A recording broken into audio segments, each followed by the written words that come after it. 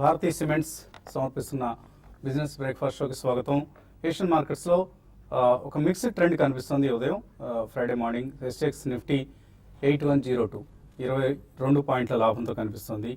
And Fed chairperson Janet Yellen speech కోసం markets ఆసక్తిగా ఎదురు చూస్తున్నాయి.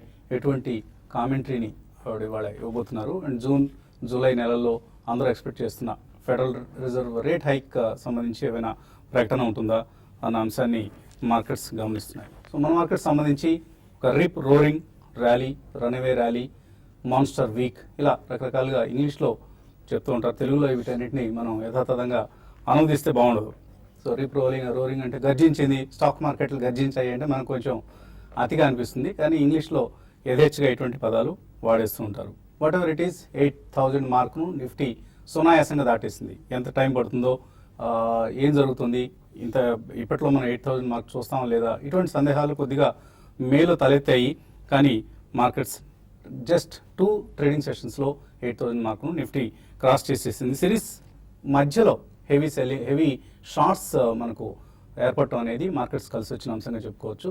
ఆ షార్ట్ కవరింగ్, షార్ట్ స్క్వీజ్ ఇటువంటి టెక్నికల్ ఫ్యాక్టర్స్ కారణంగా 8000 మార్క్ వెళ్ళిపోయింది. 58 సెషన్స్ పట్టింది. 7000 నుంచి 8000 మార్క్ రావడానికి నిఫ్టీకి 58 ట్రేడింగ్ సెషన్స్ అవసరమైంది.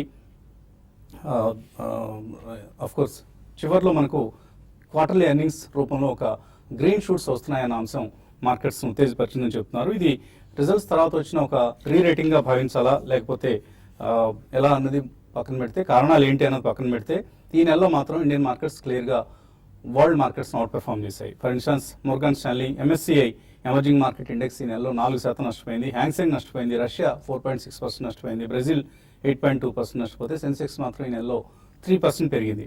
సో మన క్లియర్గా ఇతర ఎమర్జింగ్ మార్కెట్ ఇండిసెస్తో కంపేర్ చేస్తే మనం 7 to 10% అవుట్ పెర్ఫార్మెన్స్ కనిపిస్తుంది. ఈవెన్ చైనాని తీసుకున్నా, బ్రెజిల్ని తీసుకున్నా, రష్యాని తీసుకున్నా కూడా. అలాగే ఇయర్ టు డేట్ చూస్తే మాత్రం వరల్డ్ మార్కెట్స్తో సమానంగా ఉన్నాం మనం. MSCI ఎమర్జింగ్ మార్కెట్ ఇండెక్స్ 1.9% పెరిగింది. సెన్సెక్స్ 0.9% పెరిగింది. బ్రెజిలియన్ ఇండెక్స్ 13% పెరిగింది. Russian index 21%. ఆఫ్ కోర్స్ రష్యాకి, బ్రెజిల్కి క్రూడ్ ప్రైసెస్ ఇంప్రూవ్ కావడం అనేది ఈ నెలలో బాగా కలిసి వచ్చిన అంశం. అదర్వైజ్ ఎమర్జింగ్ మార్కెట్ ఓవరాల్ ఇండెక్స్తో కంపేర్ చేస్తే మనం కొద్దిగా ఇంకా తక్కువగానే ఉన్నామని చెప్పుకోవచ్చు. సో జూన్ సిరీస్ ప్రారంభమవుతోంది. జూన్ F&O సిరీస్ ఇవాళ నుంచి. ఈ F&Oలో పరిస్థితి ఒకసారి గమనిస్తే ఇండెక్స్ ఫ్యూచర్స్లో 78% లాంగ్ పొజిషన్స్తో FIS ఈ సిరీస్ను ప్రారంభిస్తున్నారు. సో అది అంత అనుకూలమైన అంశం కాదు. ఎందుకంటే బహుశా సిరీస్ మధ్యలో వోల్టైల్గా మళ్ళీ మార్కెట్స్ మారే అవకాశం ఉంటుంది. అలాగే మాన్సూన్ ప్రోగ్రెస్ని బట్టి, GST బిల్ పాస్ అవుతుందా లేదా అన్న అంశాన్ని బట్టి, అలాగే గ్లోబల్ ఫ్యాక్టర్స్లో మనం చూస్తే ఫెడరల్ రిజర్వ్ రేట్ హైక్ ఎలా ఉంది, దానికి తోడు బ్రెక్సిట్ అనేది ఒకటి ఉంది. బ్రెజిల్ ఎగ్జిట్ అవుతుంది, బ్రిటన్ ఎగ్జిట్ అవుతుంది యూరో నుంచి, యూరో కరెన్సీ నుంచి. దానికి సంబంధించిన రెఫరెండం జూన్ 3వ వారంలో జరగబోతుంది, జూన్ 23rd అనుకుంటాను. సో ఇటువంటి అంశాలన్నీ కూడా గ్లోబల్ క్యూస్ అయితే, డొమెస్టిక్ క్యూస్ మనకు ఎలాగ ఉన్నాయి. ఎర్నింగ్స్ సీజన్ ఇంకా కొనసాగుతుంది. ఇవాళ కూడా మనకు కీలకమైన రిజల్ట్స్ రాబోతున్నాయి. SBI, BHEL, అలాగే సన్ టీవీ ఇటువంటి కంపెనీస్ అన్నీ కూడా ఇవాళ రిజల్ట్స్ ప్రకటించబోతున్నాయి. ఈ అంశాలన్నీ మార్కెట్స్ను ప్రభావితం చేసే అంశాలు.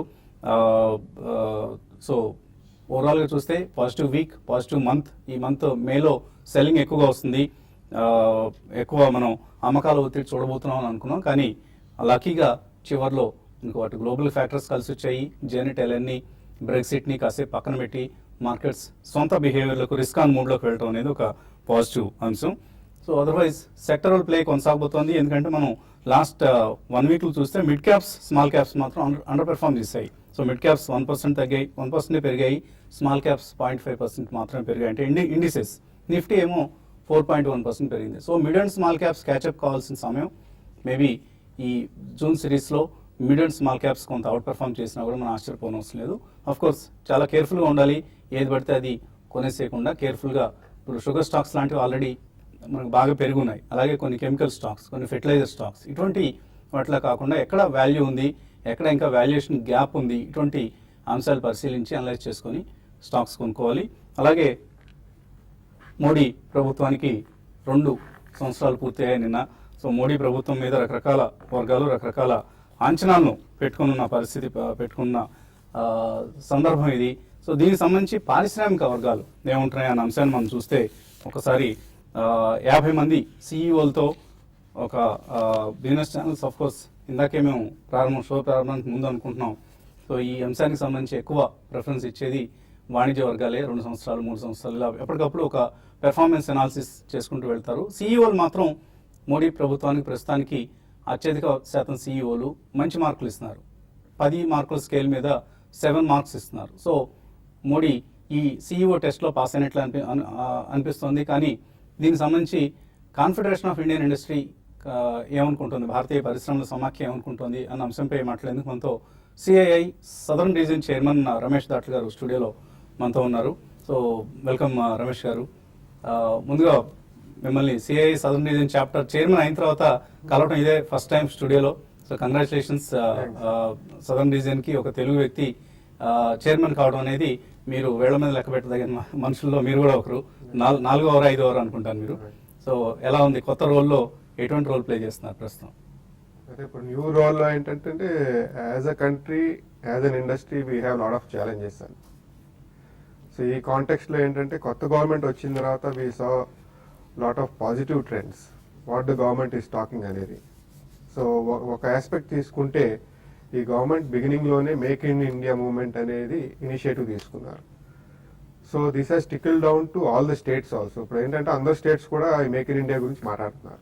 సో నా కెరియర్లో చూసుకుంటే మ్యానుఫ్యాక్చరింగ్ కెరియర్లో this is the first time I'm seeing that top guy of country talking about manufacturing. In fact మనం 15 సంవత్సరాలు సుమారుగా సర్వీసెస్ మోజులో ఉన్నాం. అది ఒక పాజిటివ్ సైన్. ఎందుకంటే దిస్ ఇస్ వెరీ ఎసెన్షియల్ కూడా ఇండియన్ గ్రోత్ స్టోరీకి. కమింగ్ ఇయర్స్ లో హైయర్ జీడిపి గ్రోత్ మెయింటైన్ చేయాలంటే ఈ మ్యానుఫ్యాక్చరింగ్ అనేది చాలా ఇంపార్టెంట్. అంటే మోడీ ప్రభుత్వం వచ్చినప్పుడు అవినీతి రహిత, అభివృద్ధిదాయక ఇలా రకరకాల నినాదాలతో స్టెప్స్ దే హావ్ టేకెన్ అండి. లాస్ట్ 2 years లో మీరు సాటిస్ఫై అయ్యారు, సంతృప్తి సాటిస్ఫై అంటే ఒకటి ఇంపార్టెంట్ ఆస్పెక్ట్స్ మనం చూసుకోవాల్సింది ఏంటంటే కోర్ సెక్టర్ గ్రోత్ అనేది ఇంపార్టెంట్.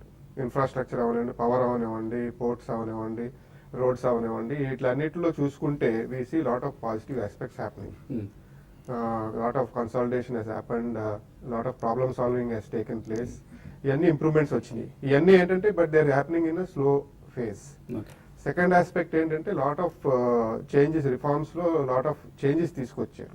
రాడికల్ చేంజెస్ అనేది ఏమీ లేదు. ఉన్న వాటిలోనే ఇంప్రూవ్మెంట్స్ చేసుకోవడం. ఎందుకంటే ఇంత ముందు ఉన్న మన ఆధార్ కావచ్చు, లేకపోతే డిజిటల్ ఇండియా అయినా, ఇంకొకటైనా ఫైనాన్షియల్ ఇంక్లూజన్ అయినా, ఇటువంటివన్నీ కూడా డైరెక్ట్ బెనిఫిట్స్. యూపీఏ ప్రభుత్వం మన్మోహన్ హయాంలో ప్రారంభమైనవి, కానీ మోడీకి ఎక్కువ పేరు వచ్చింది ఈ స్కీముల మీద. బాటిల్ నెక్స్ ఉన్నాయో దాన్ని బాటిల్ నెక్స్ తీసేసి దాన్ని సాల్వ్ చేసి ముందుకు తీసుకెళ్లడం వలన దానికి మోడీ గవర్నమెంట్ కి పేరు ఎక్కువ వచ్చింది. ప్రచారం వల్ల, ఆర్భాటం వల్ల కాదు. అది ఇంకో ఆస్పెక్ట్ ఏంటంటే మీరు అర్థం చేసుకోవాల్సింది ఇంటెన్షన్స్ ఆర్ ఆల్ పాజిటివ్ అండి. They moving towards the positive direction. ఇప్పుడు బిగ్గెస్ట్ ఛాలెంజ్ ఏంటంటే ఇంప్లిమెంటేషన్ దగ్గర. ఒకటేంటంటే there is still a disconnect between the states and the centre ఈ పాలసీ ఇనిషియేటివ్స్ డ్రైవ్ చేయడానికి. అక్కడ there larger challenges to see that the central government and state governments work together to improve this interface. అది ఉన్నప్పుడు ఏంటంటే మీకు changes fast గా కనిపిస్తాయి. లేకపోతే today whatever we see from the industry the changes are incremental and slow. So what we are expecting is the pace has to be increased. అది దానికి ఏంటంటే కోఆర్డినేషన్ అనేది ఇంపార్టెంట్. స్టేట్స్ కి సెంటర్ కి coordination పెరిగి ఎక్కడెక్కడ బాటిల్ నెక్స్ ఉన్నాయా, hurdles ఉన్నాయా అది తీసి ఇంప్రూవ్ చేయాలి. సో ఒక కాంటెక్స్ట్ లో మీరు చూసుకుంటే is of doing business score లో చూసుకుంటే things have improved. Last 2 years లో చూసుకుంటే పెరిగింది. సో ఇవన్నీ ఉన్నాయి, పాజిటివ్ ఉన్నాయి, but they are happening in slow manner. And ఇంకా చేయాల్సినవి చాలా ఉన్నాయి.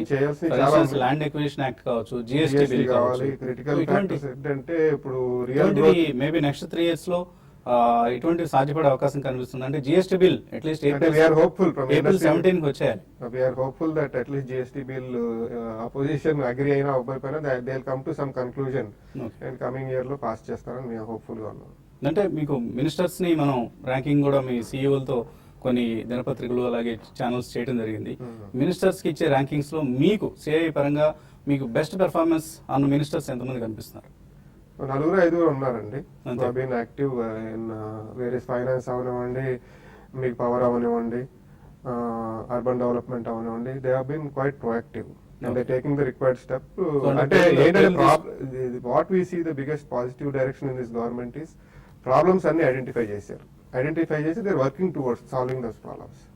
Whether it takes 1 year, 2 years, 3 years, another that's a different story. But Okay. at least they identified the problems. We have to attack these problems and solve అనేది ఆ attitude అయితే for వచ్చింది instance power government. Sector తీసుకుంటే Uday scheme. అవును. So ఇటువంటివి చాలా innovative గా వాళ్ళు డిజైన్ చేయడం జరిగింది. బట్ ఇంప్లిమెంటేషన్ మాత్రం రకరకాల సమస్యలు వస్తాయి. ఎందుకంటే స్టేట్ తోటి ఇంటర్ఫేస్ అవ్వాలి, స్టేట్ గవర్నమెంట్ కూడా కోఆపరేట్ చేస్తే కానీ అవ్వాలి. సో అక్కడ లాట్ ఆఫ్ ఛాలెంజెస్ ఉన్నాయి. మ్మ్.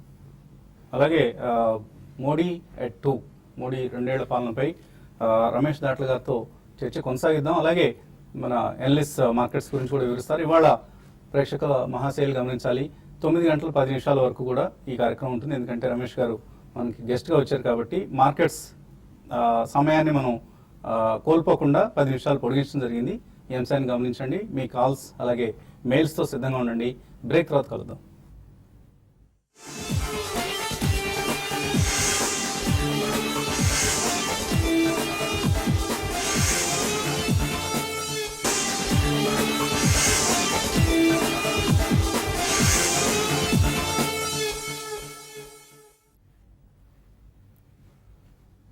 భారతీయ సిమెంట్ సమర్పిస్తున్న బిజినెస్ బ్రేక్ఫాస్ట్ తిరిగి స్వాగతం. 8104 24 పాయింట్ల లాభంతో ట్రేడ్ అవుతుంది SGX నిఫ్టీ. వరుసగా 3వ సెషన్ కూడా మార్కెట్స్ పాజిటివ్ నోట్తో ప్రారంభించే అవకాశాలు కనిపిస్తున్నాయి. అయితే నిన్న మొన్నట్లాగా భారీ ర్యాలీలు చూస్తామా లేదు జస్ట్ ఒక కన్సాలిడేషన్ సెషన్ చూస్తామా ఇవాళ అన్నది ప్రస్తుతానికి వేచి చూడాల్సిన అంశం. అలాగే మన స్టూడియోలో అనలిస్ట్తో పాటు CII southern reason chapter chairman Ramesh Datla ఉన్నారు. మోడీ 2 ఏళ్ల పాలనపై భారతీయ పరిశ్రమల సమాఖ్య ఏమనుకుంటుందన్న అంశాన్ని వివరించేందుకు. సో రమేష్ గారు, ఇందాక అనుకున్నట్లుగా చాలా పాజిటివ్స్ కొన్ని మనం చూసాం ఈ ప్రభుత్వం నుంచి. ఒక క్లియర్ డైరెక్షన్, క్లియర్ విజన్తో ప్రభుత్వం ముందుకు వెళ్తున్నట్లుగా అనిపిస్తోంది ప్రస్తుతానికి. బట్ నెగిటివ్స్ ఏం కనిపిస్తున్నాయి ఈ ప్రభుత్వానికి సంబంధించి? నెగిటివ్స్ ఏంటంటే biggest negative VCS GST pass అవ్వకపోవడం అండి. GST is very critical for the economic growth of the country. ఆ ఆస్పెక్ట్ మీద government has to. The other aspect is land reforms అండి. Okay. ల్యాండ్ రిఫార్మ్స్ మీకు తెలిసిందే ఉంది. బికాజ్ లార్జ్ ఇండస్ట్రీ ఇన్వెస్ట్మెంట్స్ రావాలి ఇండస్ట్రీలో అంటే ల్యాండ్ ఈజ్ ఇంపార్టెంట్ ఆస్పెక్ట్. అది ఒక హర్డిల్ అండి, biggest hurdle. We see these are the 2 most critical factors for the growth of industry in India today. ఆ రెండిట్లో మేము ఆశతో ఉన్నాం లాస్ట్ 2 years నుంచి. బట్ మీరు చూస్తూనే ఉన్నారు ఏమైందో. Nothing has move forward. And అంటే ఓవరాల్ గా మీకు ఎలా అనిపిస్తుంది? అంటే ఇండస్ట్రీస్ వైపు నుంచి చూస్తే క్యాపెక్స్ సైకిల్ రివైవ్ అవుతోంది. ఇక్కడ నుంచి వర్స్ట్ అయిపోయింది, మనం బాటమ్ అవుట్ అయిపోయాం, బ్యాంక్స్ ఎన్పిఎస్ ప్రాబ్లమ్స్ రాబోయే రోజుల్లో సాల్వ్ అవుతాయి అన్న ఆశ కలుగుతుంది. అలా కాదు. అంటే మీరు ఇంపార్టెంట్ ఆస్పెక్ట్ మీరు గుర్తుపెట్టుకోవాల్సింది ఏంటంటే investments. How do you attract investments? So investment attract చేయాలంటే what are the hurdles? So GST is a hurdle, land reform is a hurdle. You can get big investments. చిన్న చిన్న వస్తానే ఉంటాయి, చిన్న చిన్న వాటికి అడ్డంకులు కావు. పెద్ద ఇన్వెస్ట్మెంట్స్ రావాలంటే they look into all those things. So మీ సింపుల్ ఎగ్జాంపుల్ చెప్తాను. మొన్న యాపిల్ సిఇఓ వచ్చాడు, ఏమన్నాడు? Some issues with tax related issues and all these things those have to be sort out చేయాలన్నారు. So there is a concern there. See now every world wide చూసుకుంటే India is a shining spot. అంటే shining spot లో Apple లాంటి వాళ్ళకి ఏంటంటే స్వార్థం ఎక్కువ ఉంటుంది. వాళ్ళు just ఎనీ బిజినెస్ స్వార్థం ఉంటుంది sir. Large investments coming in to India స్వార్థం లేకుండా రావు కదా. అంటే ఆయన వచ్చిన పర్పస్ వేరు, ఆయన యాక్ట్ చేస్తున్న పర్పస్ వేరు. అంటే ఆయన ఏదో మేము ఇక్కడ ఏదో సాఫ్ట్వేర్ సెంటర్ పెడతామని చెప్తున్నాడు, కానీ అసలు ఉద్దేశం ఏంటి? వాళ్ళు ఐఫోన్ నమ్ముకోవాలి ఇక్కడ. అవును. సో ఐఫోన్ నమ్ముకోవడం కోసం ఈ డిస్గైజ్ ఒక మారువేషంలో వస్తుంది. అలా కాదు. అంటే వాటిని మనం maybe 30% local promoting make in India. Make in India అంటే you want attract large investments from outside. అంతా స్వార్థం వాళ్ళే వస్తారు. స్వార్థం లేకుండా నేషనల్ ఇంట్రెస్ట్ ఉండి ఎవరు రారు కదా. సో ఆ కాంటాక్ట్ లో మీరు ఆలోచిస్తే what are the hurdles? You want large investments to come in, foreign exchange to come in to this sector. ఈ హర్డిల్స్ తీరిస్తే కానీ రారు. అందుకోసం అందరూ ఏం చేస్తారు? మీరేమో అన్ని వరాలు కావాలంటారు, కంట్రీ నష్టపోయినా పర్లేదు, మాకు వరాలు కావాలంటారు పరిశ్రమల వాళ్ళు. అంతే. సో అది అది జరిగే పని వరాలు కాదు కదా. ఇప్పుడు యూ వాంట్ అట్రాక్ట్ అంటే how do you bring in so investment? ప్రభుత్వ లక్ష్యానికి అనుగుణంగా పరిశ్రమలు కూడా పనిచేస్తే డెఫినెట్లీ ఆ క్యాపెక్స్ సైకిల్ అనేది రికవర్ అవుతుంది. దానికి ఏంటంటే అట్రాక్ట్ అవ్వాలి కదా. ఇప్పుడు హర్డిల్స్ తీసేస్తే industry will come. Definitely industry will look for profit motive లేదే which business will come into existence. అంటే ఇక్కడ ఏంటంటే కంట్రీ ప్రయోజనాల్ని కొంత మనం అందుకోసం మేమేమంటున్నాం అంటే సిఐ తరఫున కూడా మేక్ ఇన్ ఇండియా అని ఒక సబ్జెక్ట్ ఉంది, మేడ్ ఇన్ ఇండియా ఒక సబ్జెక్ట్ ఉంది. మేడ్ ఇన్ ఇండియా అంటే ఎగ్జిస్టింగ్ ఇండస్ట్రీస్ మీరు ఏం చేస్తున్నారు?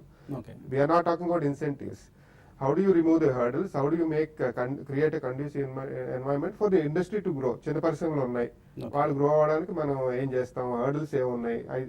అవి మన రిఫార్మ్స్ లో ఎలా తీసుకొస్తున్నాం? ఈ ఇంపార్టెంట్ ఆస్పెక్ట్స్ చూసుకున్నాం అనుకోండి, మేడ్ ఇన్ ఇండియా కూడా ముందుకెళ్తుంది కదా. ఓకే అండి. సో జగన్నాథ్ గారు, ఆ, సరే వాళ్ళ కార్పొరేట్స్ గొడవ ఎలా ఉన్నా కూడా మార్కెట్స్ మాత్రం ముందుగా మోడీ ప్రభుత్వాన్ని సాల్యూట్ చేస్తూ 2 ఏళ్ల పాలనకి సాల్యూట్ చేస్తూ మార్కెట్స్ భారీగా లాభపడటం చూసాం మనం. ఇన్ఫాక్ట్ లాస్ట్ 2 డేస్ ర్యాలీ అనేది ఒక సర్ప్రైజ్ ర్యాలీ, మనం ఊహించని ర్యాలీ.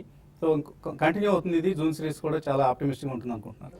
అదే చర్చలో నుంచి మొదలు పెడితే ఎంప్లాయ్మెంట్ జనరేషన్ అనేది ఒకటి అండి. ఆ ఫ్యాక్టర్ ఒకటి సఫిషియెంట్గా గ్రో అవ్వలేదు. ఎందుకంటే మేక్ ఇన్ ఇండియా తీసుకున్న ఇప్పుడు ఫారినర్ మనీ మనకి ఎందుకు అవసరం అండి? ముందు ఎంప్లాయ్మెంట్ జనరేషన్ కన్నా అవసరం, మిగతా అన్ని పక్కన పెట్టిన కాసేపు.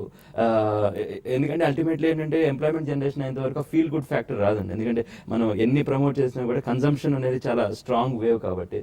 సో ఆ రకంగా చూసుకున్నా కూడా ఆయన చెప్పిన పాయింట్ చాలా నిజమైంది. ఎందుకంటే జిఎస్టీ అయినా, ల్యాండ్ బిల్స్ అయినా, లేదంటే ట్యాక్సేషన్, ఎందుకంటే ఎంఎన్సీస్ మీద మాటిమాటికి 10,000 crores, 15,000 crores, 20,000 crores tax bills వేసేస్తుంటే కొత్త వాళ్ళు వచ్చేటప్పుడు చాలా హెసిటెంట్ ఉంటుంది కదా. ఎందుకంటే వాళ్ళు ఎప్పుడైనా రెట్రోస్పెక్టివ్ అనేది అసలు వర్డే యూజ్ చేయకూడదు. ఎందుకంటే బిజినెస్ రెట్రోస్పెక్టివ్ అనేది పోయింది, ఇప్పుడు ఇంకా లేదు, పోయింది హిస్టరీ. అయితే ఇప్పుడు కేన్ ఇండియా మీద, లేదంటే ఫర్ ఎగ్జాంపుల్ వొడాఫోన్ మీద ఇష్యూస్ ఇంకా ఉన్నాయి, ఇంకా క్లారిటీ రాలేదు అట్లా.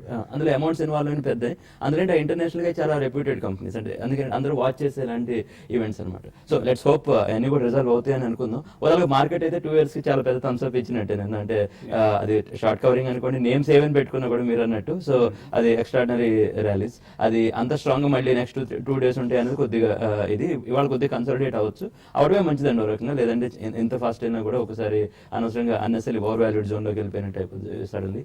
సో ఇప్పుడు ఆల్రెడీ ఉన్న పొజిషన్స్ హోల్డ్, కొత్త హైస్ వైపు వెళ్తా అనుకుంటున్నారా? మళ్ళీ గోయింగ్ బ్యాక్ టు 7,700, 7,800 రిస్క్ ఉందండి. అంటే ఆ రిస్క్ ఉంది. ఎందుకంటే మనం గుర్తుపెట్టుకోవాల్సిన అంటే ఎర్నింగ్స్ బాగా వచ్చినాయి కదా, ఇది ఇప్పుడు ఈ ర్యాలీ జస్టిఫై అంత ఎర్నింగ్స్ వచ్చినాయి అనేది కొద్దిగా డిబేటబుల్. అందులో ఎక్స్పైరీ ముందు 1-2 రోజుల యాక్షన్ మనం ఎంత సీరియస్ గా తీసుకోవాలనేది కూడా కొద్దిగా, ఎందుకంటే అది జస్ట్ ఎక్స్పైరీ రిలేటెడ్ ఈక్వేషన్ లేదంటే రియల్ బయింగ్ అనేది. F&O లో ఉన్న ఈక్వేషన్స్ మనకు ఇందాకే ఇంట్రోలో అనుకోవడం జరిగింది. లాంగ్ పొజిషన్ 78% తో ఇండెక్స్ ఫ్యూచర్స్ తో స్టార్ట్ అవుతున్నాం మనం. సో జూన్ సిరీస్ లో మధ్యలో ఒక కరెక్షన్ వచ్చే అవకాశం ఏమైనా కనిపిస్తుందా?